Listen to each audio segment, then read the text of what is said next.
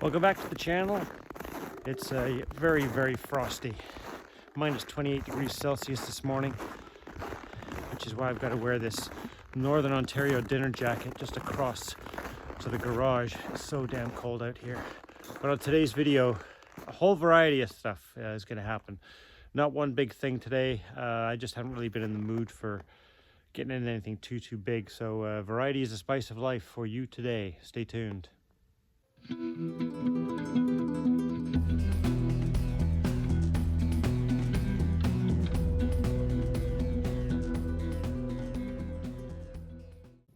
So we'll hang up the Northern Ontario tuxedo and get to work.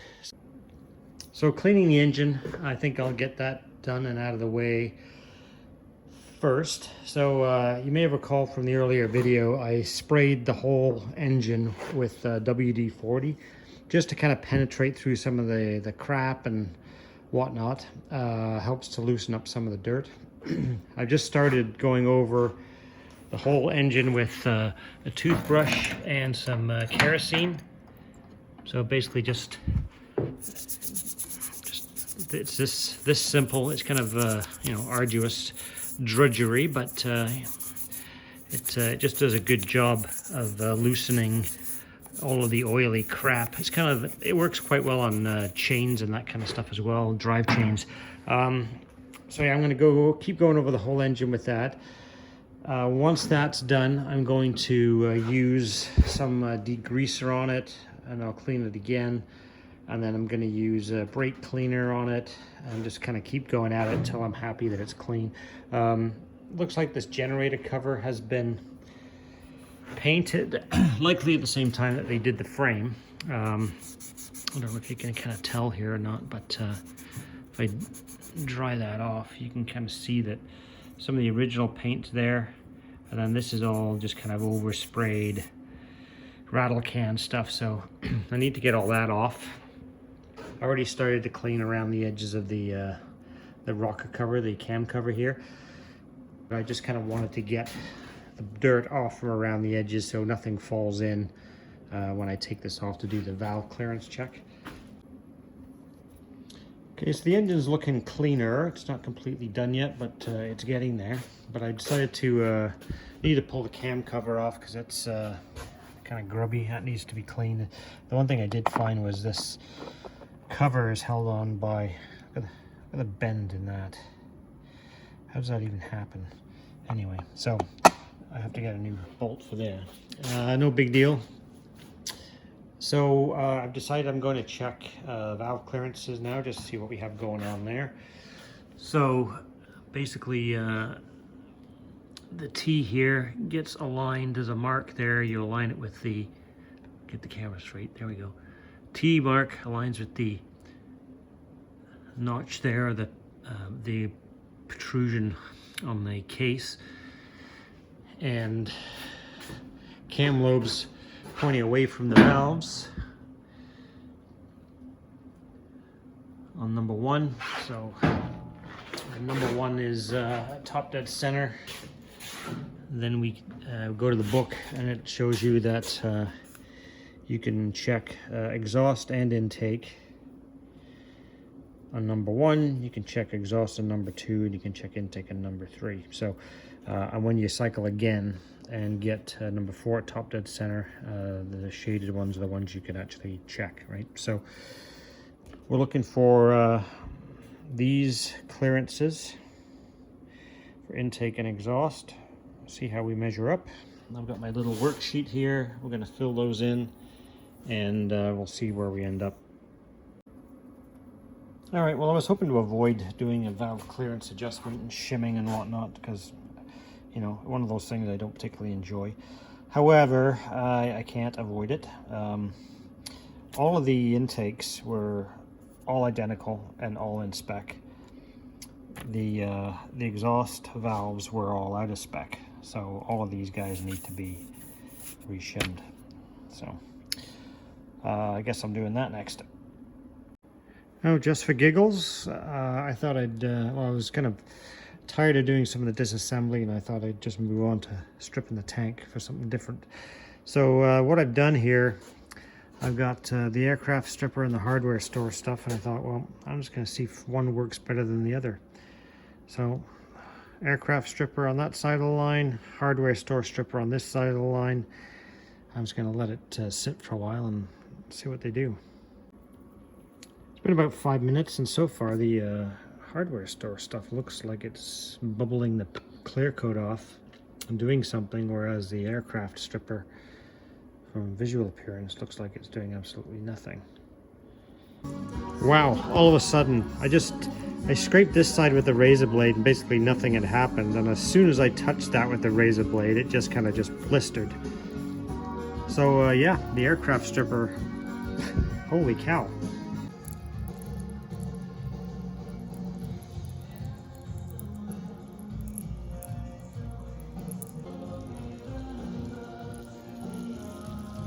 This is real time. Once it starts to go, it really works good. And you just make a little scratch in it. Look at that. That's incredible.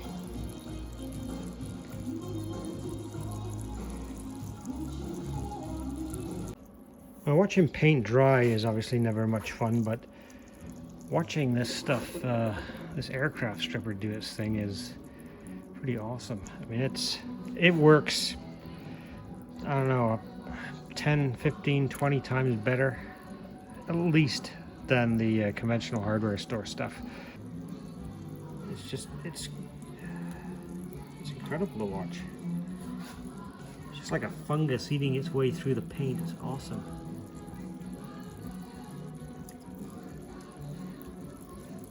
All right, so that's basically one coat of stripper everywhere on the tank, and that's pretty impressive. That would have taken me probably at least five layers of the other one to get that off. Like, apply a stripper, scrape it off, apply it again, scrape it off. This stuff works far better than your average hardware store stuff. So there it is. That's what I'm using. Definitely worth the price of admission. Okay, there you go. There's 2 coats of that stuff, and it took pretty much everything off. There's a couple of little spots to go over again. And then I got to flip the tank over and make sure I can get all the seams clean. But the good news is, incredibly clean tank. No dents, no filler, no nothing. All right, so there's the tank. It came super clean. There's no dents, no nothing on that. That's one of the nicer tanks that I've had the pleasure to strip. There was really nothing atrocious underneath there at all, which was great. But because it's going to be a little while before I really get at the bodywork in earnest, I'm just going to throw a little bit of rattle can etch primer on this, just so it doesn't flash rust or anything. It still needs to be sanded and all of that kind of stuff. This is purely to stop the flash rusting.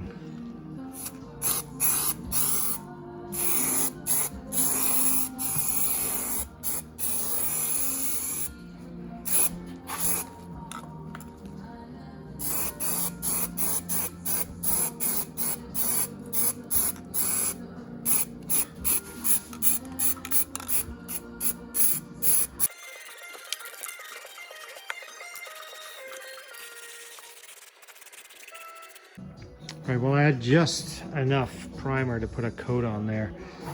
I probably should have checked that before I stripped the tank, but oh well, it's good for now. So yeah, really happy that came off pretty easy with that stripper. It works really well. Happy there's no dents, there's no damage underneath. That tank is absolutely perfect. The only thing that occurs to me is that that stripper is so powerful. I'm not sure I can use it on the ABS plastic because yeah, if that gets through the paint to the ABS, it'll start to dissolve the ABS. So I think that's going to be a no-go. So I'm pretty sure I've mentioned this before in other videos, but I'll mention it again, and then I'll probably time lapse through most of this. So I find brake rotors can be a bit of a pain in the backside to remove. These bolts tend to be quite soft, and many times, most times, these things are Loctited in, and depending on who had these off last and what kind of Loctite they used, or if it's still the factory original Loctite, it can be a bit of a bear, and you can end up stripping out these. These things seem to be made of you know, chocolate or cheese. So what I typically like to do, aside from using an Allen socket, use a Johnson bar, breaker bar, whatever you want to call it, and heat the living bejeebus out of each one of those with MAP gas. Then I'll pop the Allen key in after I've heated it, give it a good whack with a hammer, and then see if I can crack it off.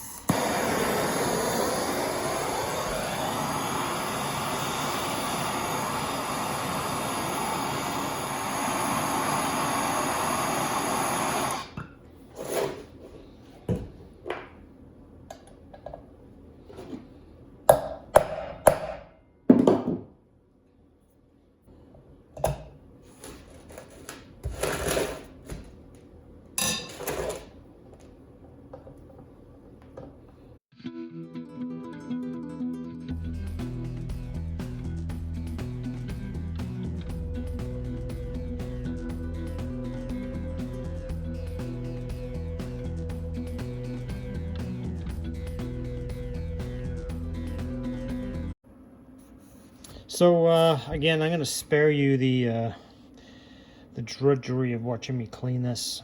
You've seen me clean these things and refinish them multiple times in the past, but just to show you that I've kind of given it the first cleaning here, but it's just kind of with a piece of Scotch-Brite and WD-40 initially, and then I'll get the other Dremel tools out on it.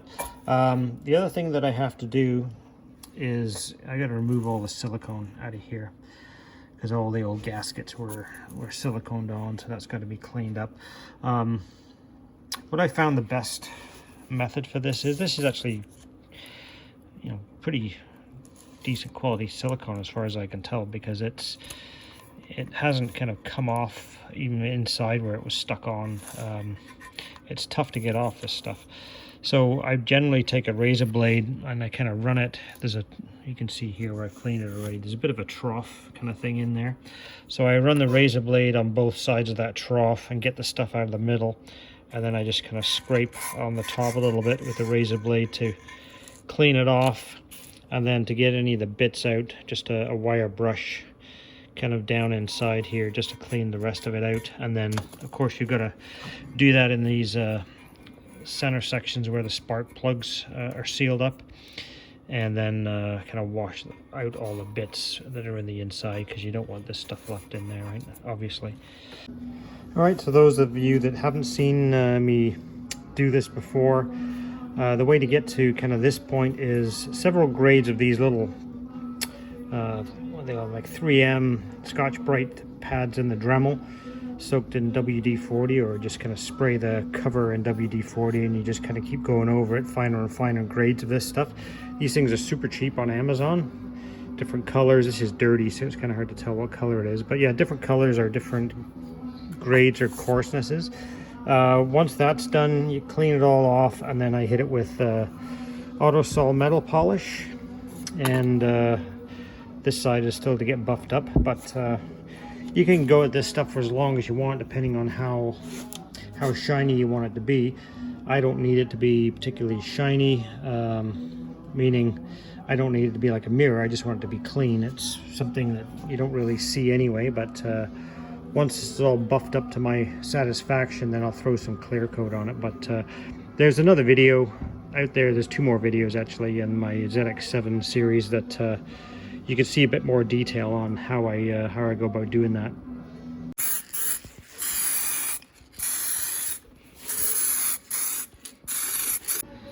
Just pressing the bearing out of the cush drive. These hydraulic presses are just the best thing. There we go. So just I decided I would do some cleaning today. There's other jobs, bigger jobs I just don't feel like doing. So today it's just kind of small small stuff, and cleaning up these brake rotors is kind of the first thing. I don't think these need to be painted, which is good, but you know, there's black paint all over them and all kinds of brake dust and fork oil and all kinds of stuff. So these are all going to get cleaned, and then I've done the rear brake already. I've done the cush drive, so I'm gonna clean this chain as well, just to see how it cleans up. It doesn't look too bad. But you can see that actually this is black paint on here, so all this stuff needs to get cleaned up. Show you how nasty the backside of this particular rotor is. This the fork seal on this particular side of the front wheel is leaking really bad, and it got all kinds of fork oil and everything obviously stuck to that. So all right, so there's the first one cleaned up. It looks kind of okay from, you know, a foot or two away, but the jury's out as to whether this is going to be satisfactory, because if you kind of look close, in the edges of where all those triangles are cut out, it's not quite as clean in there as I would like it to be, but I might have to give it another go. I'm just not getting quite, see right there how dark that is? Black stuff there.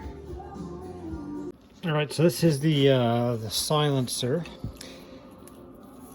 and this is the one that was actually on the 89 bike with the it was a 1990 exhaust system on the 89, and this is obviously an aftermarket silencer. A few things that are wrong with it. You can see that the cap here is not the cap. This is the inlet is a bit of a mess. It looks like it's been welded up there as well, and rivets are missing, so that'll probably need to be drilled right out and put new rivets in. Maybe that's the best bet to go, and I can take out any of the insides there. I don't know what kind of shape it's in internally. It didn't sound bad at all, but if I look down inside there, you can see that. Yeah, I'm not sure what kind of shape that's in. It doesn't look perfectly round in there. It actually looks like some of the, I'll call it the cage, the internal cage there is kind of deteriorating somehow. So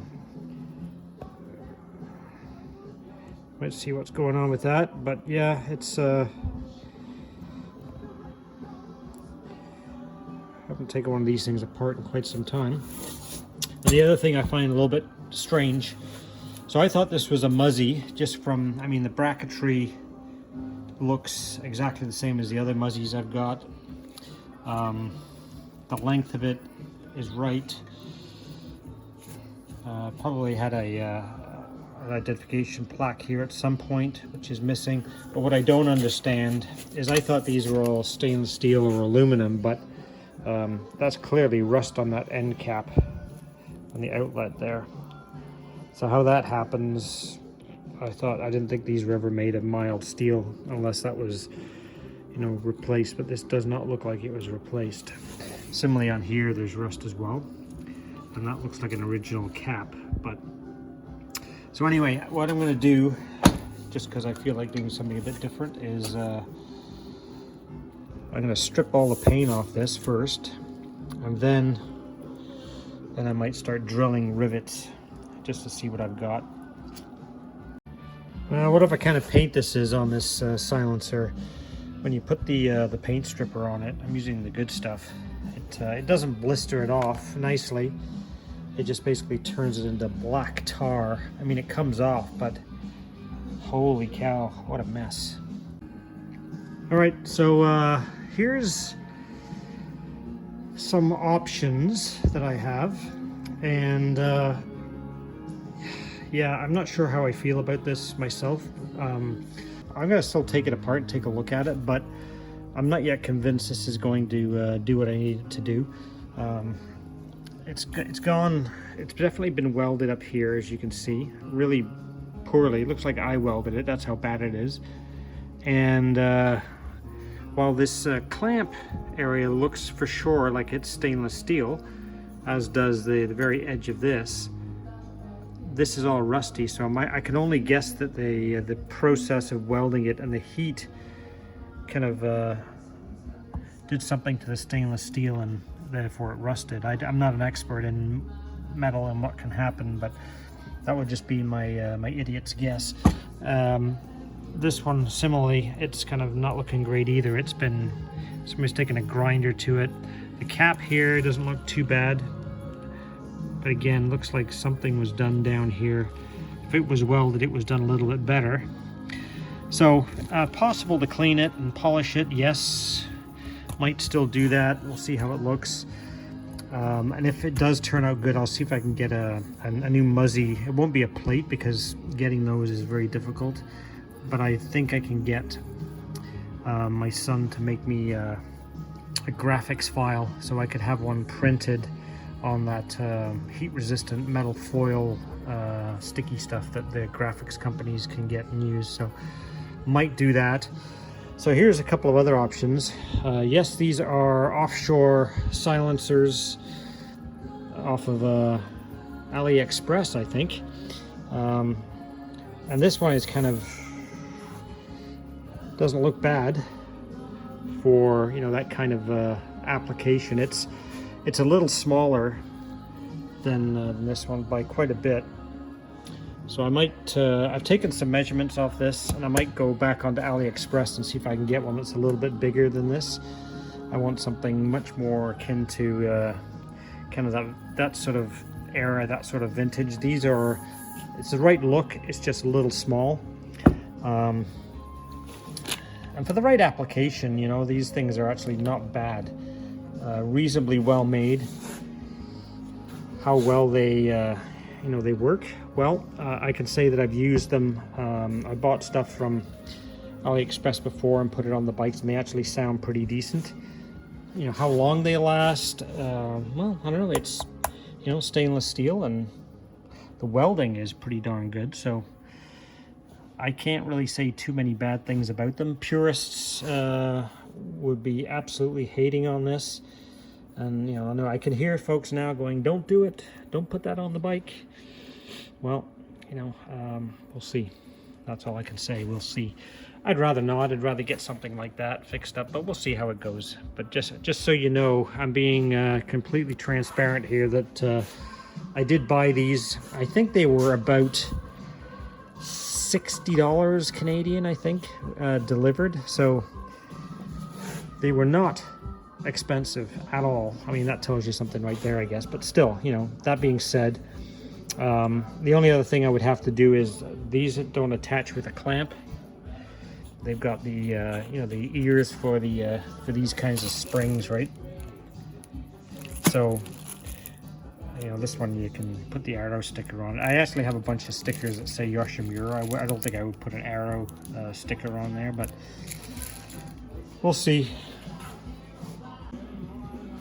So there we have the individual parts. I took the packing out. This was broken long ago, is my guess, because this section where it's broken was packed separately to this piece here. So there's not much I can do about that because I do not have a new piece to go in here. So if this does go back together, it's going to go back together just like this. But yeah, I'm not 100% sure what's going to happen yet because I just want to see how well I can or can't clean this up. I put these on the bench grinder. It's got a brass wheel on it, and I went at it, and that's about as clean as that'll get on the wheel. So yeah, it's I mean, that's just the welding on that is like I said, it's not coming off. They sure put enough weld on it. It's pretty better than I could have done, but anyway, that just doesn't look great. This I put this on the wheel as well, a wire wheel, the brass wheel, and again, this is the outlet. It was totally rusty. So as I said, I don't know if that's because it was heated up, and I don't know what happens if you heat up stainless steel that badly that it rusts, or whether they actually welded in a different kind of a exit to this pipe, but it's kind of hard to know. So whoever did it, it wasn't the same welder as did the inlet pipe, that's for sure. So I don't know. I think what I'm going to do, it's not going to cost me anything to give this a go, but I'm going to basically try to polish this up. I'll rewrap the. I am not going to spend money on new packing. I mean, the packing itself is not bad. It'll work again. I don't even know if I'm going to be able to use this or not. If it's going to be satisfactory. But what I will do is I'll clean this up, I'll reassemble everything, re-rivet it all back together, and then I'll make a call on it. All right, so that's what it looks like before I've started to sand it, and then that's what it looks like after a couple of minutes. This is a 600 wet. I'm just using my my DA here to do it, but it is going to be a long and slow process. Okay, there we are. That's up to 3,000. I did not, just because I didn't have any for my my DA. I really didn't go into like 1,000 or 1,500 or 2,000. I kind of jumped from 600 to 3,000. So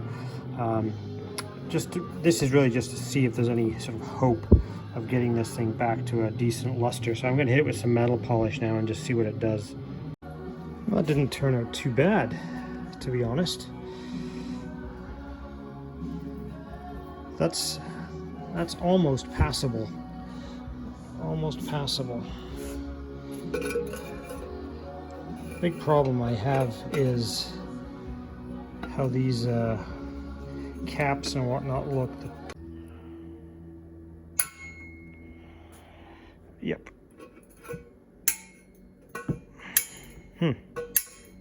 That's steel as well. I mean, I know some stainless steels are magnetic, yeah, but some are not. I don't know. It's been quite a while since I did the research on that. I think the higher quality stainless steels are, not magnetic. So I don't know if that means that this is just a different grade of stainless steel. They just kind of slid in there for the moment. There's no packing or anything on that. That's just, how does it look? Could it pass mustard or not? I don't know. I used to have some heat-resistant clear coat. I wonder if I polish these up more. I wonder if that would work. I think I forgot to show you the chain earlier. It cleaned up really well. Came out nice. There doesn't seem to be any obvious stiff areas in it. So, all right. So I riveted this back together. It's not ideal, but in a pinch, if I don't find anything else, it'll do. We'll see how that works out. I've got a call into the local decal company. If I have my son make up a Muzzy graphic for this, can they print it on that foil adhesive heat resistant tape? They said they can, but they have to order the stuff in. So I'm just waiting to find out now whether or not I have to pay for an entire roll of that, because if I do, it's just not going to be worth it. So we'll hear back, and then worst comes to worst, I'll just use I've got a bunch of Yoshimura stickers, and we can stick that on there as well. So one way or the other, we'll get something that works, even if I have to use one of the other mufflers. In the meantime, this mid pipe, which is also stainless steel, is a bit gross. So I'm going to use this stuff on it. This stuff is quite expensive, but it works really well. Autosol bluing remover. So if you've got conventional stainless steel pipes and they get tarnished through heat, it'll bring that stuff off really easily. And that's what it looks like after the first going over.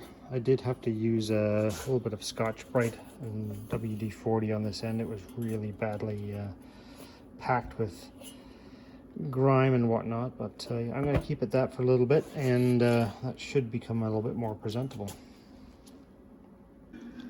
I guess while I'm on an exhaust kick here, I'll see what I can do with these things.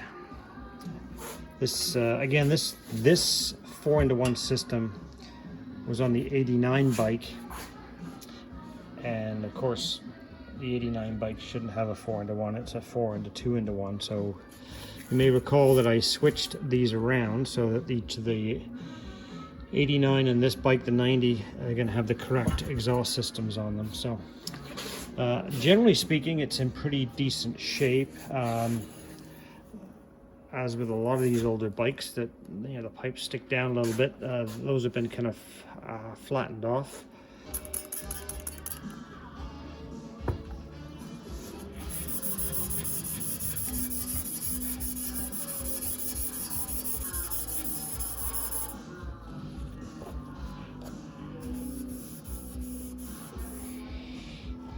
Yeah, we're getting there. Yeah, they're starting to come much cleaner. At least they're not kind of that corrosive color of dirt, and not really rust. But yeah, they looked pretty bad. So at least they're starting to come clean now. I'm gonna give this a little bit more of a going over, but you do kind of hit a point of diminishing returns with this stuff. I find some of the stuff, especially where it's been super hot up by the close to the head, much harder to get it clean there. All right, so getting the new Muzzy sticker made turned out to be cost prohibitive, just because they would have had to have bought an entire roll of this foil type stuff.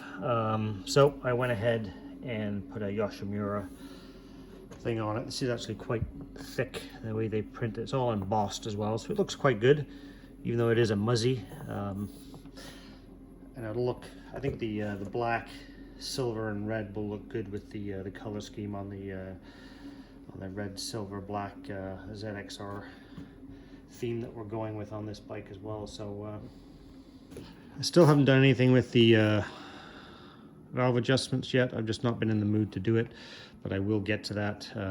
Probably not in this video. It'll be a separate video or another.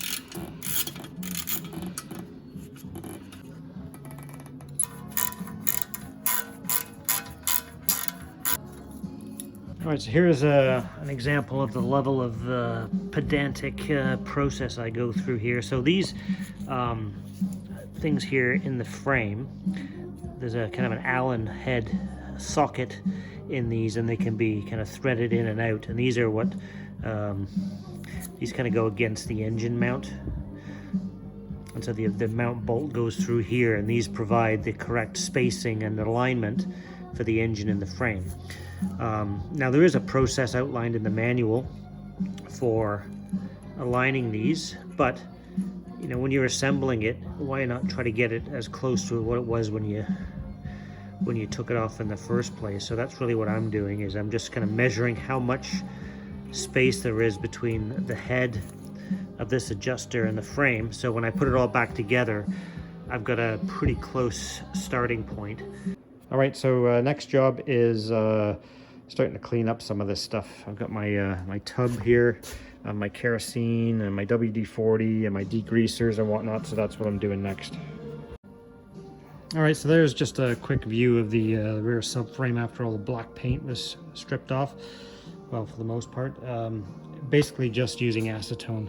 That's the best and easiest way to get it off. Acetone and a rag, and it just comes right off. So now that can be sanded and prepped for paint. The front cradle has been stripped and cleaned. Brake brace has been stripped and cleaned. So now just the two big pieces to go. But that's going to be a wrap for this video. I'm going to get all of this stuff prepped, so the next video, all of this kind of cleanup stuff will be done, and then we'll move on to the next steps. So thanks very much for watching. Please like, share, and subscribe, and we'll see you in the next one.